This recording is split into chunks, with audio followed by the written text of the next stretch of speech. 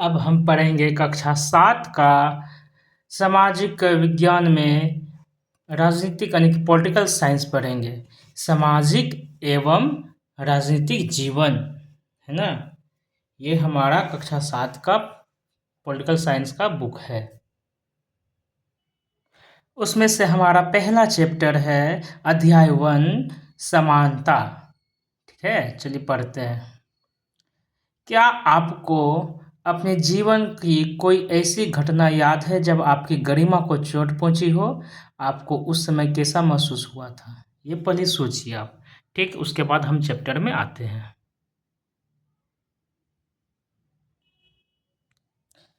भारतीय लोकतंत्र में समानता। भारतीय संविधान सब व्यक्तियों को समान मानता है। इसका अर्थ है कि देश के व्यक्ति, चाहे वे पुरुष हो या स्त्री, किसी भी जाति, धर्म, शैक्षिक और आर्थिक पृष्ठभूमि से संबंध रखते हो, वे सब समान माने जाएंगे हमारे संविधान के अनुसार। लेकिन इसके बाद भी हम यह नहीं कह सकते कि असमानता खत्म हो गई है। यह खत्म नहीं हुई है, लेकिन फिर भी कम से कम भारतीय संविधान में सब व्यक्तियों की समानता के सिद्धांत को मान्य किया गया है। जहां पहले भेदभाव और दुर्व्यवहार से लोगों की रक्षा करने के लिए कोई कानून नहीं था, अब अनेक कानून लोगों के सम्मान तथा उनके समानता के व्यवहार को सुनिश्चित करने के लिए मौजूद है। पहले कोई कानून नहीं था समानता के लिए, लेकिन जब से हमारा भारतीय संविधान मंजूर किया गया है, तब से सुनिश्चित है ना, इनके साथ समानता के व्यवहार को सुनिश्चित करने के लिए मौजूद है।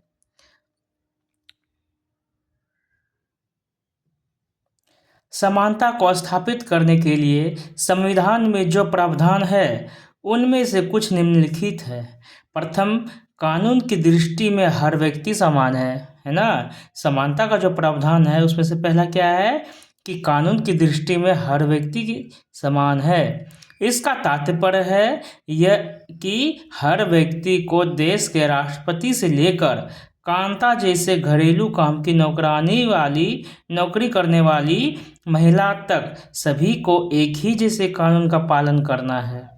दूसरा क्या है कि किसी भी व्यक्ति के साथ उसके धर्म, जाति, वंश, जन्म स्थान और उसके स्त्री या पुरुष होने के आधार पर भेदभाव नहीं किया जा सकता, है ना।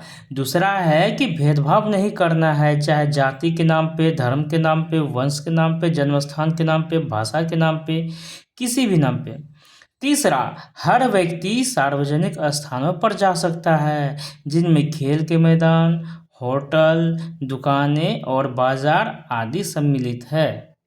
सब लोग सार्वजनिक कुओं, सड़कों और नहाने के घाटों का उपयोग कर सकते हैं। चौथा है अस्पृश्यता का उन्मूलन कर दिया गया है।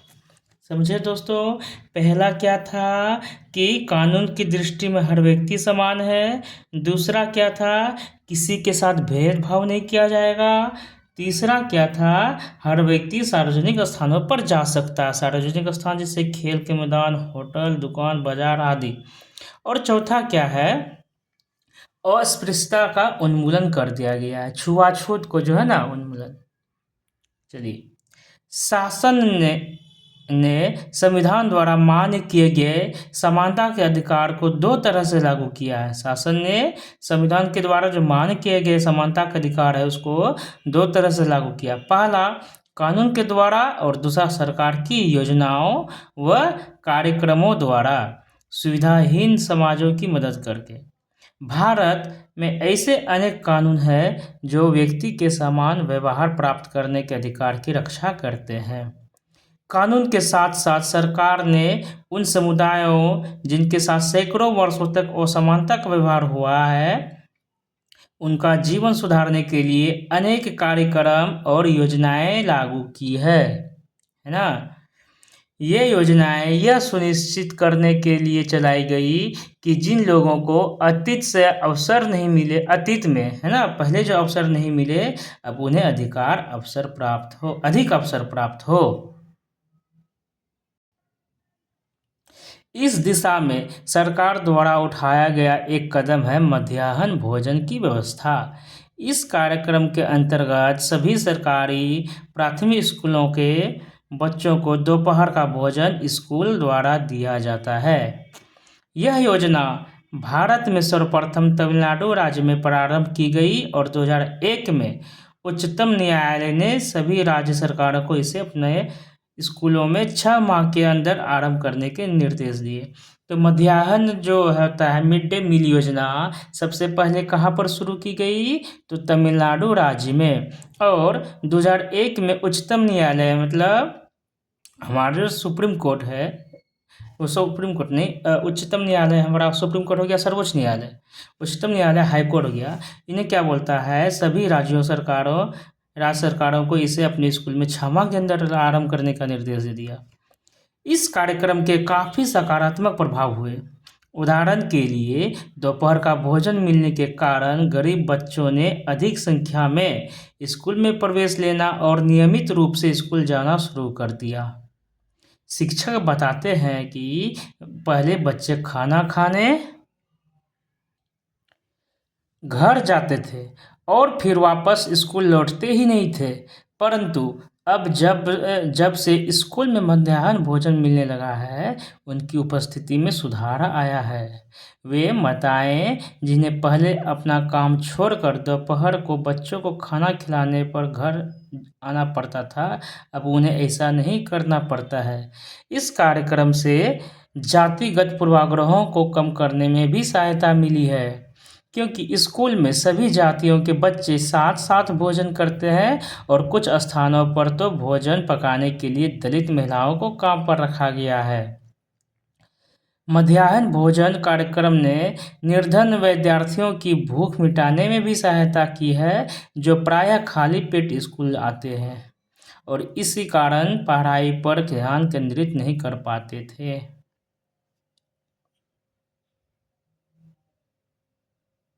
आपके लिए सोचने की 2 बातें हैं कि मध्याह्न भोजन कार्यक्रम क्या है। क्या आप इस कार्यक्रम के 3 लाभ बता सकते हैं? आपके विचार से यह कार्यक्रम किस प्रकार समानता की भावना बढ़ा सकता है? दूसरा है कि अपने क्षेत्र में लागू की गई किसी एक सरकारी योजना के बारे में पता लगाइए। इस योजना में क्या किया जाता है, यह किसके लाभ के लिए बनाई गई है? ये हमें सोचने के लिए। लेकिन आगे बढ़ते हैं कि यद्यपि शासकीय कार्यक्रम अवसरों की समानता बढ़ाने में महत्वपूर्ण भूमिका निभा रहे हैं, किंतु अभी भी बहुत कुछ करने की आवश्यकता है।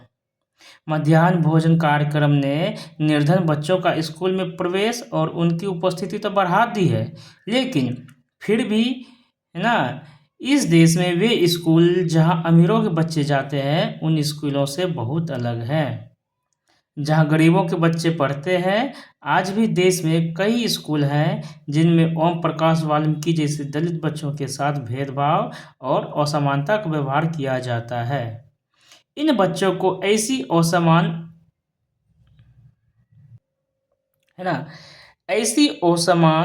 स्थितियों में ढकेला जाता है जहां उनके सम्मान की रक्षा नहीं हो पाती।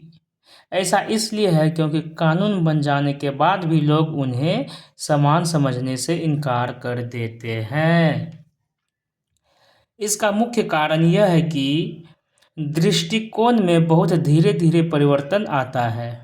यद्यपि लोग यह जानते हैं कि लोग भेदभाव का व्यवहार कानून के विरुद्ध है, फिर भी वे जाति, धर्म, अपंगता, आर्थिक स्थिति और महिला होने के आधार पर लोगों से असमानता का व्यवहार करते हैं।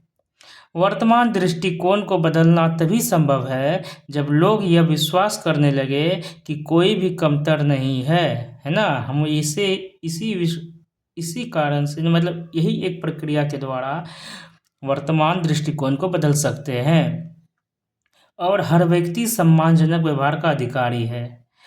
प्रजातंत्र समाज में समानता स्थापित करना एक सतत संघर्ष है, जिसमें व्यक्तियों और विभिन्न समाजों को सहयोग देना है। इस पुस्तक में आप इसके बारे में और अधिक पढ़ेंगे। भीमराव अंबेडकर जी के कुछ कथन हैं, जैसे अपने आत्मसम्मान को दांव पर लगाकर जीवित रहना अशोभनीय है। आत्मसम्मान जीवन का सबसे जरूरी हिस्सा है। इसके बिना व्यक्ति नगण्य है। आत्मसम्मान के साथ जीवन बिताने के लिए व्यक्ति को कठिनाइयों पर विजय प्राप्त करनी होती है। केवल कठिन और निरंतर संघर्ष से ही व्यक्ति बल, विश्वास और मान्यता प्राप्त कर सकता है। मनुष्य नाशवान है। हर व्यक्ति को किसी न किसी दिन मरना है, परंतु व्यक्ति को यह संकल्प लेना चाहिए कि वह अपने जीवन का बलिदान आत्मसम्मान के उच्च आदर्शों को विकसित करने और अपने मानव जीवन को बेहतर बनाने में करेगा। किसी साहसी व्यक्ति के लिए आत्मसम्मान रहित जीवन जीने से अधिक अशोभनीय कुछ और नहीं है। ये भीमराव अंबेडकर जी का कथन है। एग्जाम में कभी डायरेक्ट पूछ लिया जाता है कि किनका कथन था कि किसी साहसी व्यक्ति के लिए आत्मसम्मान रहित जीवन जीने से अधिक अशोभनीय और कुछ नहीं है, या अपने आत्मसम्मान को दांव पर लगाकर जीवित रहना अशोभनीय है। आत्मसम्मान जीवन का सबसे जरूरी हिस्सा है। इसके बिना व्यक्ति नगण्य है। यह किसका कथन था? यह डायरेक्ट पूछ लिया जाता है। अन्य लोकतंत्रों में समानता के मुद्दे। शायद आप सोच रहे होंगे कि क्या भारतीय लोकतंत्र ही ऐसा है जहां असमानता का अस्तित्व है और जहां असमानता के लिए संघर्ष जारी है। सच तो यह है कि संसार के अधिकांश लोकतंत्र देशों में समानता के मुद्दे पर विशेष रूप से संघर्ष हो रहे हैं।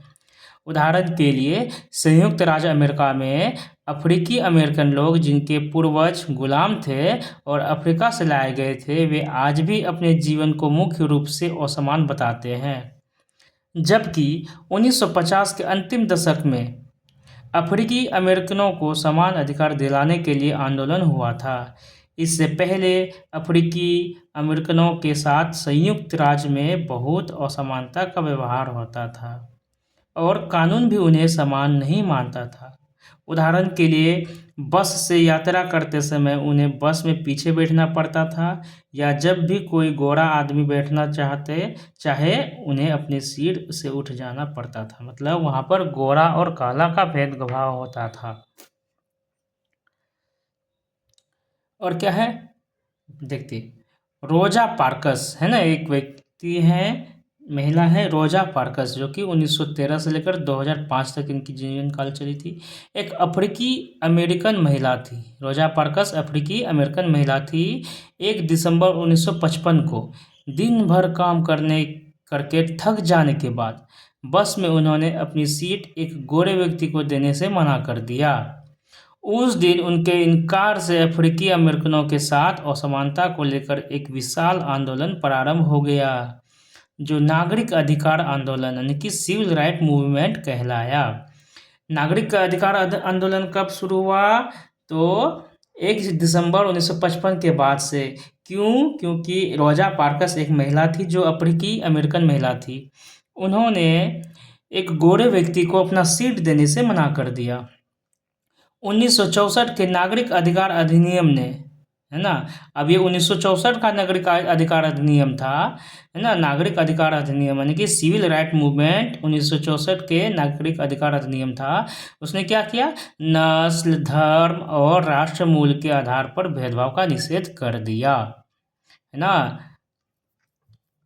इसने यह भी कहा कि अफ्रीकी अमेरिकन बच्चों के लिए सब स्कूलों के दरवाजे खोले जाएंगे और उन्हें उन अलग स्कूलों में नहीं जाना पड़ेगा जो विशेष रूप से केवल उन्हीं के लिए खोले गए थे। इतना होने के बावजूद भी अधिकांश अफ्रीकी अमेरिकन गरीब हैं। अधिकतर अफ्रीकी अमेरिकन बच्चे केवल ऐसे सरकारी स्कूलों में प्रवेश लेने की ही सामर्थ्य रखते हैं जहां कम सुविधाएं हैं और कम योग्यता वाले शिक्षक हैं, जबकि गोरे विद्यार्थी निजी स्कूलों में जाते हैं या उन क्षेत्रों में रहते हैं जहां के सरकारी स्कूलों का स्तर निजी स्कूलों जैसा ही ऊंचा है। यही महिला है रोजा पार्कस। रोजा पार्कस एक अफ्रीकी अमेरिकन औरत जिनकी एक विद्रोही प्रतिक्रिया ने अमेरिकी इतिहास की दिशा ही बदल दी, है ना। नागरिक अधिकार आंदोलन सिविल राइट मूवमेंट ला दिया 1964, है ना।